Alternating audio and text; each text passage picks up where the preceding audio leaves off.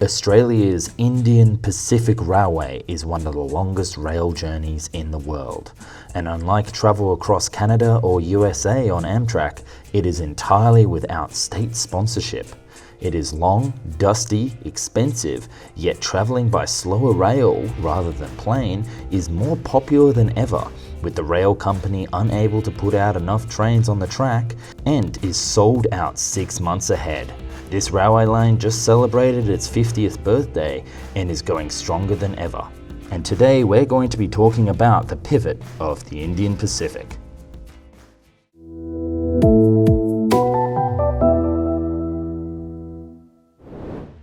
On the last video, it was actually rather shocking that only 1% of you viewers actually clicked that subscribe button, despite watching the entire video. So why not click that subscribe button so you can be notified right away?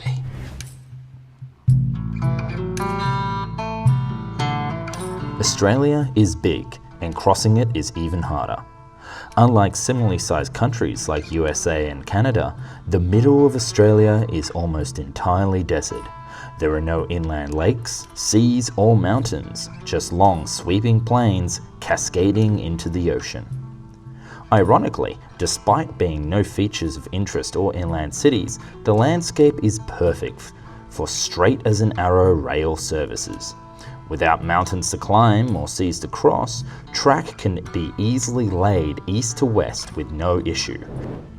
Over many years before the middle of the last century, the different states of Australia linked up regional centres and distant hubs with rail infrastructure, much like the rail journeys of USA and England did in centuries before. Engineers were able to achieve the dream of joining the Pacific cities of Sydney, Melbourne, and their distant cousin city of Perth back in 1966, with the standardisation of the rails to match both cities. With the two hubs finally linked via Adelaide by 4,350 kilometres of track, the governments of Western Australia, South Australia and New South Wales came together to operate a true cross-continental service. The new service, dubbed the Indian Pacific, as for the two oceans on either side of the continent, left Sydney on the 23rd of February in 1970 and took up to 70 hours to cross the world's biggest island. This journey would only be outdone by the Trans-Siberian Railway linking China and Russia, and the Canadian, a journey across Canada's vast wilderness. The service was so popular that by 1975 it was operating 4 times a week in each direction. However, this boom in rail travel would be short-lived. Trains are fantastic, but taking 70 hours to cross to Perth simply took too long for most.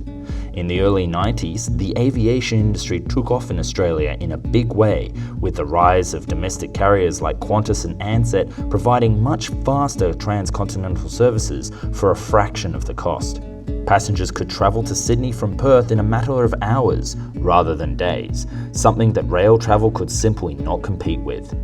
By the late 90s, the damage was done, and the various Australian state governments moved to privatise the rail system, selling off all the assets and rolling stock to an international consortium. Journey Beyond, the new owners of the business, found themselves in a tough situation. Now, you would expect the story of this rail journey to end here, much like it did with other countries around the world. But the new owners actually took a radical new direction. The new owners inherited old rolling stock, a rail network that was outclassed by aircraft and by its very nature could not be improved. Even bullet trains would not be sufficient for the distance. Thus, if the trains could not compete on speed, then it should compete on a completely different playing fields.